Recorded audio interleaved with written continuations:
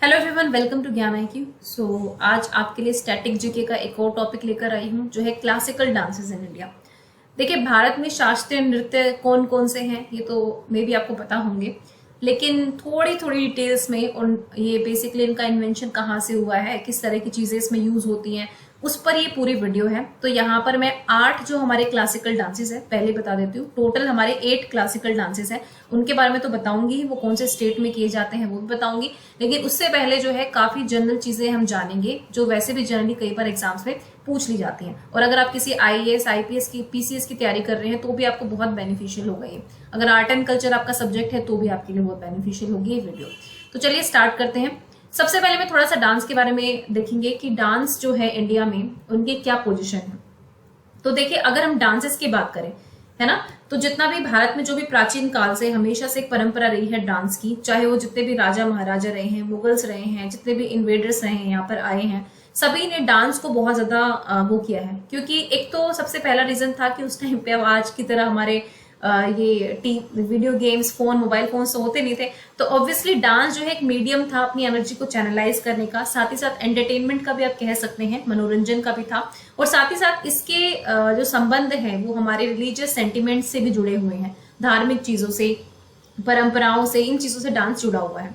Okay, तो जितने भी हमने खुदाई करी है, शिलालेख मिले हैं, जितने भी ऐतिहासिक वर्णन रहे हैं राजाओं महाराजाओं के शिलालेखों में, मूर्ति कला में, चित्रकला में, हर जगह हमें डांस के बारे में कुछ ना कुछ देखने को मिलता है। अगर हम बात करें कि साहित्य में जो पहला संदर्भ है वो कहाँ से मिला, तो पहला संदर्भ जो है वो तो हमें वेदों से मिलता है। यानी कि वेदों में नृत्य और संगीत का उद्गम बताया जाता है कि जो हमारे वेदास हैं, है ना, हमारे वेद जो हैं, वेदों में हमें एक तरह से म्यूजिक का और डांस का दोनों का जो है उद्गम मिलता है कि हाँ, यहीं से ये सारी चीजें आई हैं। ओके, तो नृत्य का जो सबसे पहला उपग्रंथ था वो भरत मुनि का नाट्य शास्त्र है। यानी कि भरत मुनि का जो नाट्य शास्त्र है, नृत्य पर सबसे पहला जो उपबंध है वो यहां से मिलता है। तो कई बार एक MCQ ये भी आ सकता है आपके सामने कि जो नृत्य पर सबसे पहला उपबंध ग्रंथ है वो क्या है। तो कई बार वेद भी आपके सामने आ सकते हैं। तो याद रखना है, जो भरत मुनि का नाट्य शास्त्र है वो इसका पहला वो है उपग्रंथ है, ग्रंथ है, जो नाटक, नृत्य और संगीत की कला का स्रोत ग्रंथ है, कि जहां से हमें नाटक के बारे में, डांस के बारे में और संगीत यानी कि म्यूजिक के बारे में जानने को मिलता है। अंडरस्टैंड? ज्यादा बोर नहीं करूंगी, थोड़ा थोड़ा है, थोड़ी नॉलेज हमें होनी चाहिए। ओके, अब हम बात करते हैं, अगर मैं कहूं 12वीं से 19वीं शताब्दी तक, ठीक है, चलो अगर हम बात करें 12वीं शताब्दी से लेके 19वीं शताब्दी तक, तो इस पीरियड में ये कहा जाता है कि बहुत सारे संगीतात्मक खेल या संगीत नाटक जो है इसमें हुए हैं। और कुछ का उदय जो है किस तरह से हो गया, शास्त्रीय नृत्यों के रूप में हो गया। यानी कि 12वीं से 19वीं सदी के बीच में बहुत सारे संगीत नाटक जो है वो उनका आयोजन किया जाता था और धीरे धीरे इनने क्लासिकल रूप ले लिया, यानी कि शास्त्रीय रूप ले लिया। तो जो हमारे क्लासिकल डांसेस होते हैं वो हमारे ऐसे आम बोलचाल के डांस नहीं होते, वो बहुत ही हमारी परंपराओं से चले आ रहे होते हैं। ठीक है, उनमें एक पर्टिकुलर जो है हमें एक टेक्निक चाहिए होती है उस डांस को परफॉर्म करने के लिए, उसकी कुछ रिलीजियस मान्यताएं होती हैं। ठीक है, ये सारी चीजें जो है क्लासिकल डांस में पाई जाती हैं। ऐसा नहीं है कि आपने ऐसे नॉर्मल एक बॉलीवुड का डांस पे आपने डांस कर लिया, वो क्लासिकल बन गया, क्लासिकल समझ लिया। क्लासिकल डांसेस जो होते हैं बहुत पारंपरिक डांसेस होते हैं, यानी कि जिनकी अपनी एक प्रॉपर हिस्ट्री रही हो, उनकी प्रॉपर मुद्राएं रही हो, उनके प्रॉपर जो है प्रसंग रहे हो, ये क्लासिकल डांसेस होते हैं।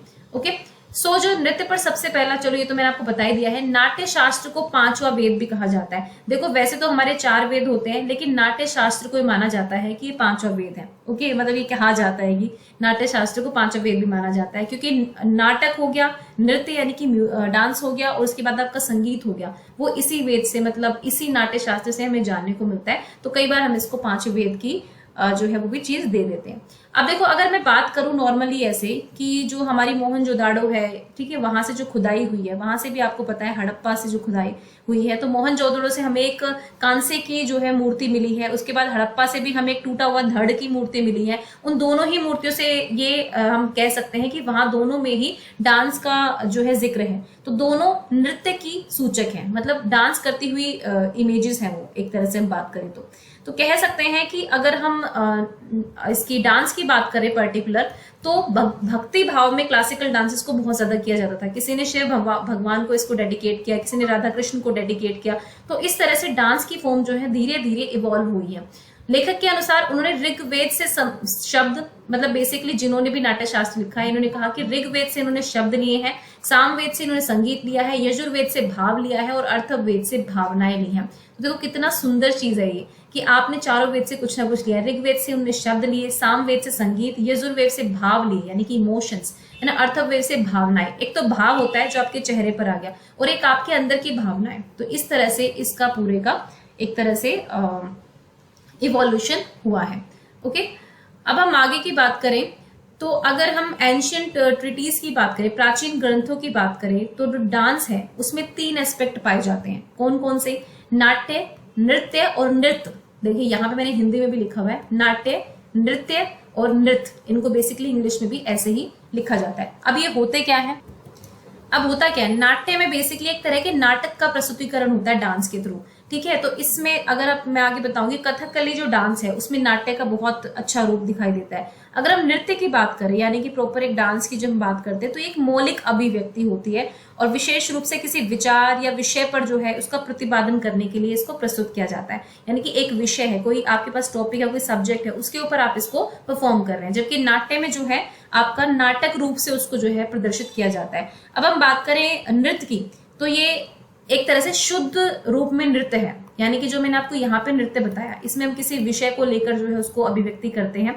नृत्य जो है इसका शुद्ध रूप है। शुद्ध मतलब बिल्कुल प्योर फॉर्म है, जहां पे जो शरीर की गतिविधियां है वो ना तो किसी भाव का वर्णन करती हैं और ना ही वे किसी अर्थ को प्रतिपादित करती है। मतलब आपने बस क्या किया कि आपने डांस की तरह डांस कर दिया, लेकिन आपका जो डांस है वो किसी तरह के इमोशन को भी नहीं बता रहा है, वो ना किसी अर्थ के बारे में बता रहा है, ना किसी चीज का मीनिंग बता रहा है वो डांस, ना कोई भाव बता रहा है। वो जस्ट एक प्योर फॉर्म ऑफ डांस है ना, जिसका किसी विषय से या किसी चीज से रिलेटेड नहीं है। जबकि नृत्य जो है वो किसी ना किसी चीज से रिलेटेड होता है, किसी विषय से रिलेटेड होता है। और नाट्य में तो मैंने आपको बताया है कि थोड़ा सा नाटक उसमें किया जाता है।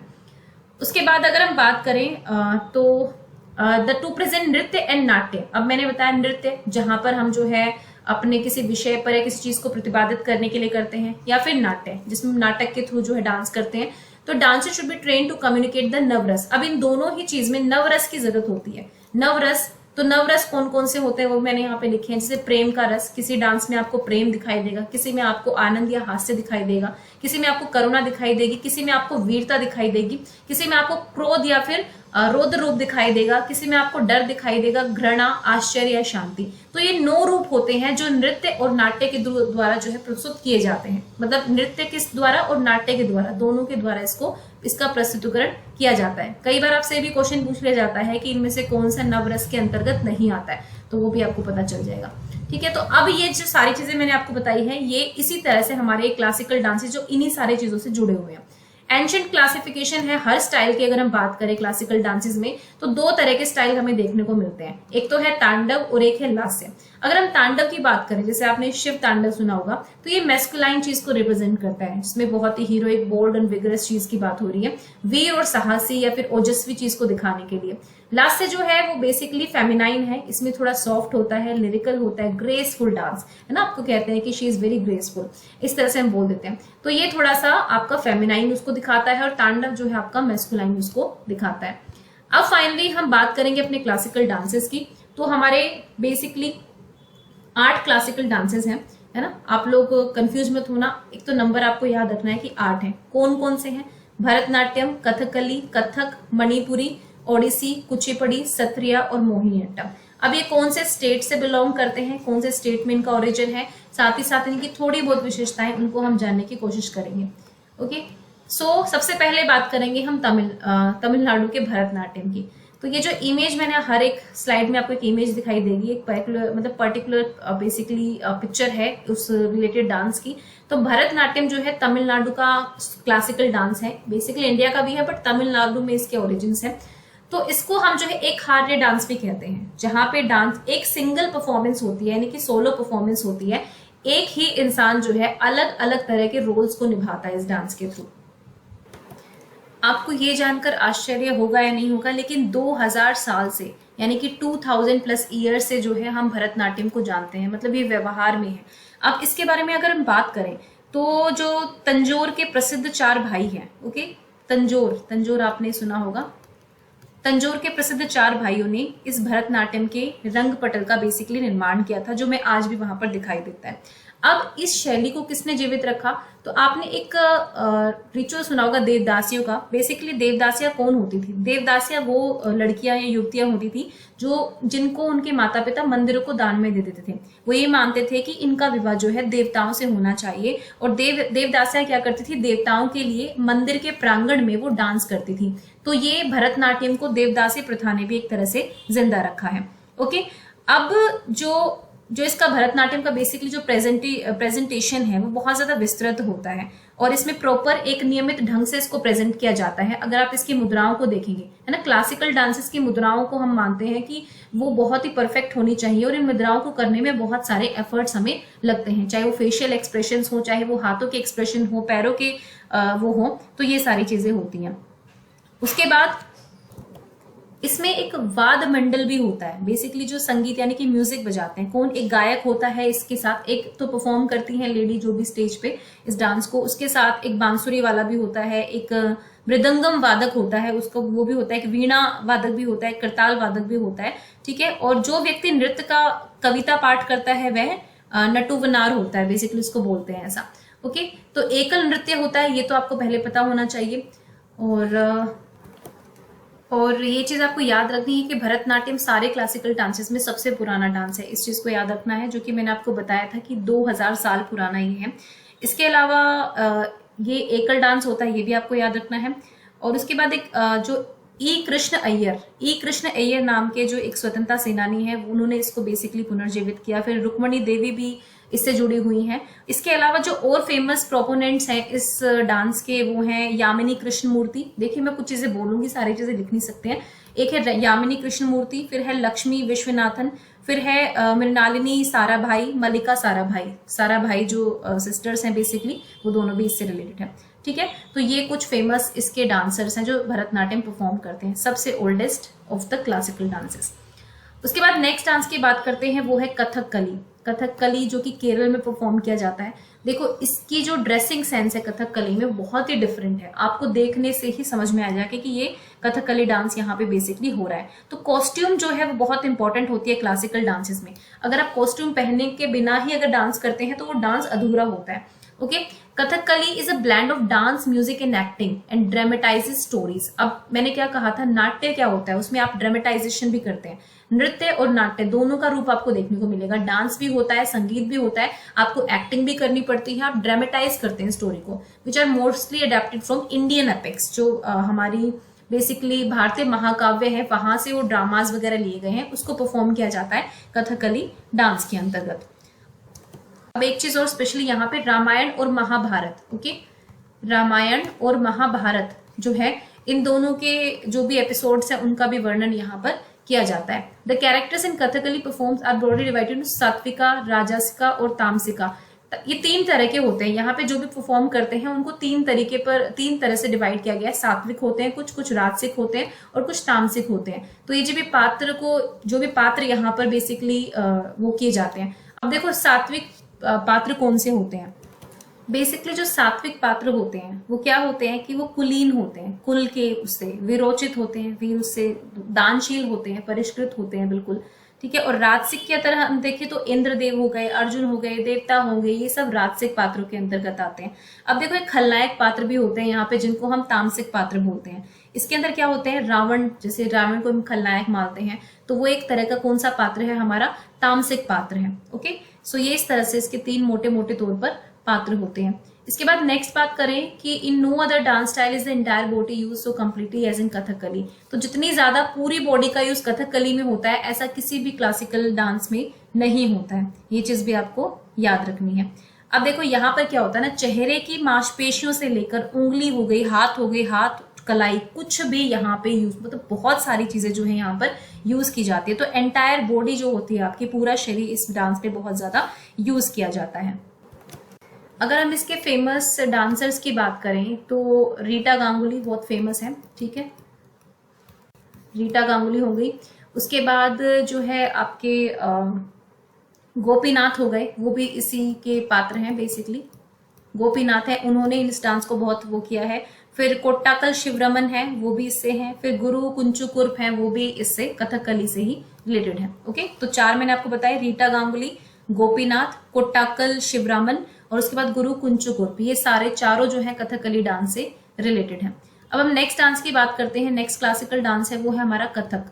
देखो कथक की बात बता दूं तो पूरे उत्तर भारत को जो रिप्रेजेंट कर रहा है क्लासिकल डांस, तो वो हमारा कथक है। मेनली ये उत्तर प्रदेश का है, क्योंकि उत्तर प्रदेश उत्तर भारत में पड़ता है, तो हम कह सकते हैं उत्तर भारत से ही एकमात्र डांस है जो क्लासिकल डांस की श्रेणी में आता है।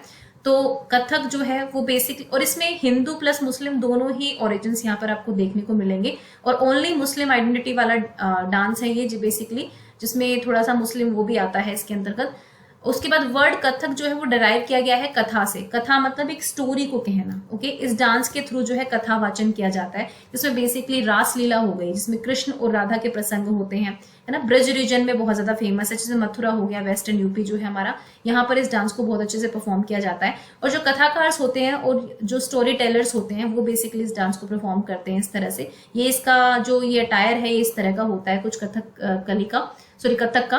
Kathak is the only form of classical dance wedded to Hindustani और नॉर्थ इंडियन म्यूजिक, है ना। सिर्फ हिंदुस्तानी या उत्तर भारतीय संगीत से जुड़ा हुआ जो शास्त्रीय नृत्य है वो एकमात्र नृत्य यही है, यानी कि कथक ही है वो। और अगर आपने जुगलबंदी देखी है कहीं भी, जो तबला वादक होता है, जो तबला बजाता है और जो डांस परफॉर्म करता है, इन दोनों के बीच जुगलबंदी होती है, वो इसी डांस के अंतर्गत होती है। मतलब जो भी गा रहा होता है और जो बेसिकली नृतक होता है, जो बेसिकली डांस करता है और तबला वादक, उन सबके बीच में एक सामंजस्य भी दिखाई देता है। जुगलबंदी भी वहां पर आपको दिखाई देती है ना। मोस्टली जो है रासलीला मैंने आपको बताया राधा कृष्ण की, उसके ऊपर मेन होती है। उसके बाद अगर हम बात करें इम्पॉर्टेंट इसके फेमस इसके पर्सनालिटीज की, तो बीजू महाराज का नाम आप सभी ने सुना होगा। तो बीजू महाराज जो है इसी से रिलेटेड है। लच्छू महाराज हो गए, फिर आपके शोभना नारायणन हो गए, शोभना नारायण भी इसी डांस से रिलेटेड है। उसके बाद जो सितारा देवी हैं, बीजू महाराज और Sitara Devi most famous personalities हैं जो कथक डांसर्स हैं। ओके, तो ये आपको याद रखना है। उसके बाद नेक्स्ट डांस की बात करेंगे मणिपुरी। तो मणिपुरी नाम से जैसे रिफ्लेक्ट हो रहा है, यहाँ पर मणिपुर स्टेट की बात की जा रही है। तो देखो मणिपुरी डांस जो है मणिपुर में फेमस है। मणिपुर के जो भी एक क्लासिकल अटायर होता है, बेसिकली ये जो ड्रेस आप देख रहे हैं ये मणिपुरी डांस को शो कर रही है। तो एकल डांस नहीं है, ये बेसिकली परफॉर्म किया जाता है। अच्छा, कथक भी जो है वो एकल डांस नहीं है, उसको पेयर में या फिर उसमें भी किया जा सकता है, टीम में। ओके, तो ये भी आपका एकल डांस नहीं है, ये भी आप दिख रहे हैं कि टीम में होता है। ठीक है, तो मणिपुर में नृत्य अनुष्ठानों और पारंपरिक त्योहारों से जुड़ा हुआ है बेसिकली, है ना। कुछ ना कुछ आपकी जो परंपराएं हैं, रिचुअल्स जो काफी सालों से चली आ रही है, उनसे रिलेटेड ही होते हैं आपके क्लासिकल डांसेस। तो बेसिकली ये डांस जो है शिव और पार्वती के ऊपर बेस्ड होता है, जो हमारे बेसिकली पौराणिक कथाओं में आधारित है। And other God and goddess, जो अदर हमारे गॉड एंड गॉडेस हैं, देवी देवता हैं, उनके नृत्य को बेसिकली यहाँ से संबोधित किया जाता है। मणिपुरी रास में जो मेन कैरेक्टर्स होते हैं वो आपके राधा होते हैं, कृष्णा होते हैं, गोपीज भी होते हैं। बेसिकली देखिए ये जो अभी मैंने दिखाया है ये आपको इसी तरह का है। यहाँ पे गोपीज बनी हुई है या फिर एक राधा भी हो सकती है और एक कृष्ण बने हुए हैं। वैसे शिव पार्वती का वर्णन भी इनके थ्रू किया जाता है। ओके, और उसके बाद देखें तो कीर्तन form of congregational singing accompanies the dances which is known as संकीर्तन इन मणिपुर। ठीक है, तो अब देखो सामूहिक गायन का जैसे कीर्तन है, कीर्तन में सामूहिक गायक बेसिकली गायन किया जाता है। लेडीज भी हमारे यहाँ पे भी कीर्तन करती हैं, कीर्तन परफॉर्म करती हैं। तो उसके साथ साथ इस नृत्य को जो है किया जाता है। और मणिपुर में इस कीर्तन को बेसिकली संकीर्तन बोला जाता है। संकीर्तन मतलब जहां पे आप गा रहे हैं और साथ साथ आपके कोई ना कोई डांस कर रहा है। ओके, तो अगर हम बात करें तो इसके कुछ फेमस डांसेस की बात कर ले, फेमस उसकी बात कर लेते हैं। हाँ, इससे पहले एक चीज और बताना चाहूंगी कि लाई हरोबा फेस्टिवल, मेरी फेयर एंड फेस्टिवल्स की वीडियो में आप देखना, मैंने बताया था कि मणिपुर में एक लाई हरोबा फेस्टिवल मनाया जाता है। तो लाई हरोबा जो है इसका पहला रूप है, इसको याद रखना। वो भी एक डांस का फेस्टिवल होता है लाई हरोबा, जिसकी हम बात कर रहे हैं। ओके, अगर हम फेमस प्रोपोनेंट्स की बात करें तो कौन कौन को अच्छे से जो फेमस पर्सनालिटीज वो परफॉर्म करती हैं, झावेरी बहनें जिनको हम बोलते हैं, झावेरी बहनें हैं, नयना, सुवर्णा, रंजना, उसके बाद दर्शना, है ना। उसके अलावा गुरु बिपिन सिंह भी है, वो भी इस डांस से रिलेटेड है। तो झावेरी बहनें आपको याद रखनी है और गुरु बिपिन सिंह को भी आपको याद रखना है, जो मणिपुरी डांस से रिलेटेड है। उसके बाद नेक्स्ट डांस की बात करते हैं, जो है हमारा ओडिसी डांस। ओडिसी डांस से ही आपको पता चल रहा होगा कि यहाँ पे ओडिशा से इसको ओरिजिन हुआ है बेसिकली। तो इसकी प्रॉपर जो वेशभूषा है इस तरह की है। इस पिक्चर से आपको ये तो पता चल गया होगा कि ये एकल डांस नहीं है। कई बार क्वेश्चन ये भी पूछ लिया जाता है कि क्या ये एकल डांस है या नहीं है। तो जी ओडिसी डांस जो है वो आपका एकल डांस नहीं है, बल्कि ये टीम में परफॉर्म किया जाता है। उसके बाद बात करें तो ये एक बहुत ही स्टाइलिश डांस होता है and is based on classical नाट्य शास्त्र एंड अभिनय दर्पण। तो दो चीजों पर है, नाट्य शास्त्र पर जो क्लासिकल है और एक अभिनय दर्पण, इन दोनों चीजों पर ये जो नाच है वो आधारित है। चेहरे के भाव, हाथ के इशारे, शारीरिक गतिविधियों का जो उपयोग होता है इसमें किसी न किसी भावना को दिखाने के लिए और 9 रसों में से किसी एक को सुझाव देने के लिए किया जाता है। तो बेसिकली जो 9 रस मैंने आपको बताया जिसमें प्रेम, घृणा, भय सब कुछ था, उनमें से किसी एक रस को जो है इसके थ्रू प्रेजेंट किया जाता है। तो मैंने आपको कहा था कि नृत्य और नाट्य ये दो मेन फेमस, एक खाली जो नृत्य होता है जो प्योर फॉर्म ऑफ नृत्य होता है उसमें कोई भावना नहीं दिखाई जाती, लेकिन नृत्य और नाटक के थ्रू जो है बेसिकली भावनाओं को दिखाया जाता है और यहाँ पे 9 रस में से किसी एक रस को यहाँ पे प्रेजेंट किया जाता है। धड़ की गति बहुत अधिक महत्वपूर्ण है और ओडिसी शैली की एक अनूठी विशेषता है। मतलब इसकी अगर पेक्यूलियर चीज की बात करें, बहुत ही यूनिक जो है, तो जो धड़ की गति जो आपकी बेसिकली जो अपर बॉडी पार्ट है आपका, उसका जो मूवमेंट होती है वो बहुत इंपॉर्टेंट होती है इस डांस के अंतर्गत। ओके, इसके अलावा अगर हम इसमें और बात करें तो प्रसिद्ध जो इसके प्रस्तावक हैं या फिर प्रोपोनेंट्स की बात करें तो सोनल मानसिंह है। ठीक है, सोनल मानसिंह इसकी प्रोपोनेंट है। उसके बाद मीनाती मिश्रा है, एक मीनाती मिश्रा, वो भी इसकी प्रोपोनेंट है। उसके बाद केलू चरण महापात्र है, वो भी इसके प्रोपोनेंट है। तो सोनल मानसिंह होगी, मीनाती मिश्रा हो गई, आपके केलू चरण महापात्र हो गए, वो तीनों जो है इस डांस से रिलेटेड है। अब नेक्स्ट डांस की बात करते हैं कुचिपुड़ी। कुचिपुड़ी आपका है आंध्र प्रदेश का। ठीक है, याद रखना, इसमें आपको कंफ्यूजन हो सकते हैं। तो कुचिपुड़ी डांस आंध्र प्रदेश का बहुत फेमस डांस है और there are now 2 forms of Kuchipudi. अगर हम आज के टाइम पे देखें तो 2 तरह के कुचिपुड़ी डांस परफॉर्म किए जाते हैं।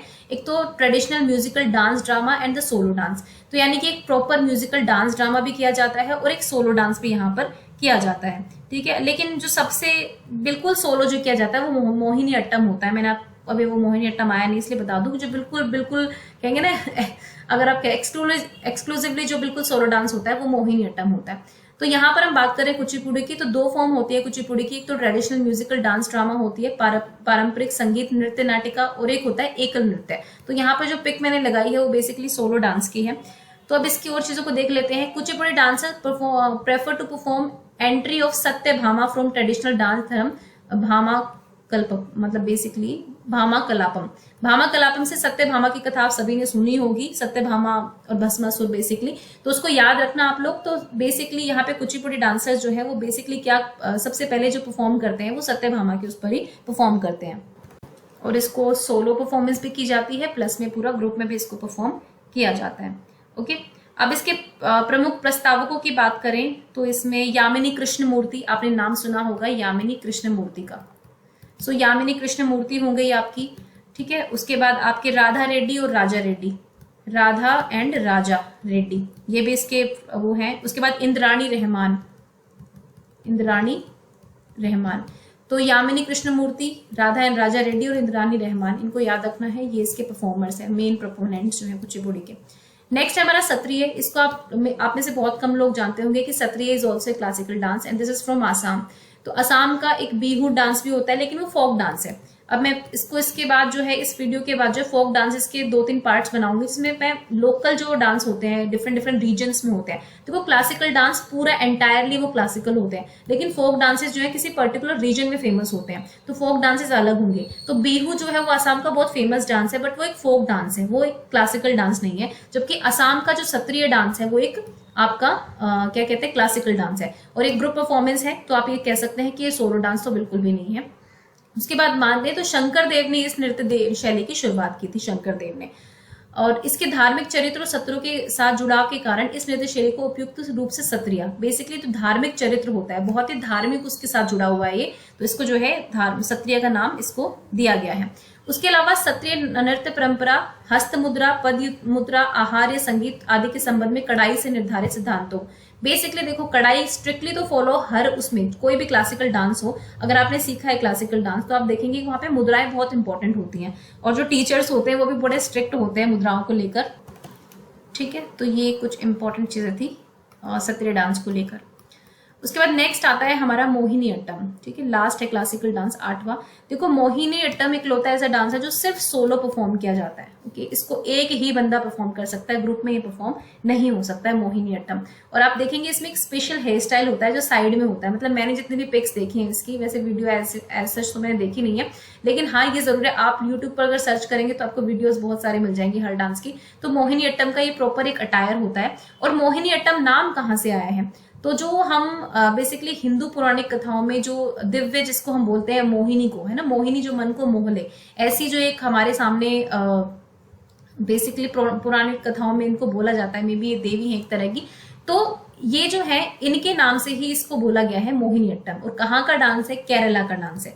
तो केरला के 2 डांस हो गए हैं आपके, एक तो मोहिनी अट्टम है और एक आपका हो गया कथकली। ठीक है, कथक आपका उत्तर प्रदेश से है, लेकिन कथकली और मोहिनी अट्टम ये दोनों डांस केरला के हैं। तो अगर हम ये कहें कि कौन सा ऐसा स्टेट है जहां से 2 क्लासिकल डांस आते हैं, तो आप ये भी जवाब देख सकते हैं कि इसका आंसर होगा केरला। तो आपके बहुत सारे क्वेश्चन ऐसे प्रिपेयर हो जाते हैं। प्लस ये सोलो डांस होता है, बिल्कुल इसको याद रखिए कि ये सोलो डांस होता है, एकल नृत्य होता है। ओके, अब मोहिनी अट्टम जो है महिलाओं के द्वारा ही प्रस्तुत किया जाता है, क्योंकि मोहिनी देवी को रिप्रेजेंट करने के लिए किया जाता है। और बेसिकली मोहिनी भगवान विष्णु का अवतार और अट्टम का अर्थ है नृत्य। बेसिकली ये माना जाता है कि विष्णु भगवान ने अवतार लेकर इस डांस को परफॉर्म किया गया था, इसीलिए इसको हम जो है मोहिनी अट्टम से वो करते हैं।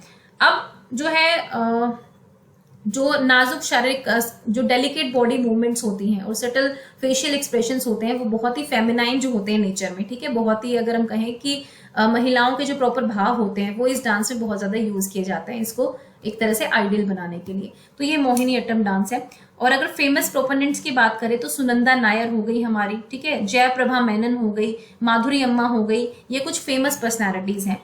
सुनंदा नायर, जयप्रभा मेनन और माधुरी अम्मा, ये मोहिनी अट्टम के कुछ फेमस हुए। और याद रखना कि मोस्ट इसको जो है फीमेल्स ही प्रेजेंट करती है मोहिनी अट्टम डांस को, कि विमेन का जो है ये एक बिल्कुल क्या कहते हैं उसको, बिल्कुल पर्टिकुलरली विमेन के ऊपर है, क्योंकि विष्णु के स्त्री नृत्य की कहानी का वर्णन करता है ये बेसिकली विष्णु भगवान के।